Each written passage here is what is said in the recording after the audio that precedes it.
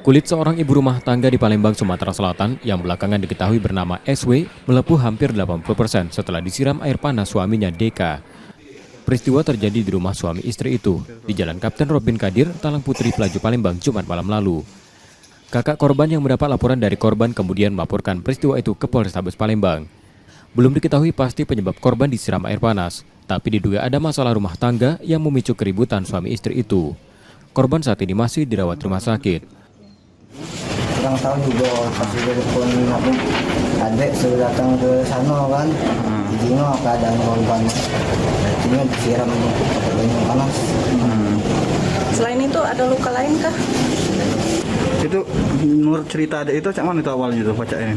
Tidak tahu kronologinya, nggak tahu kejadian, sudah kejadian itu. Adik ngomong apa-apa? Tidak. Laporan kini dalam penanganan polisi Polrestabes Palembang, sementara suami korban dilaporkan kabur. Yudi Kiswanto, Kompas TV, Palembang, Sumatera Selatan.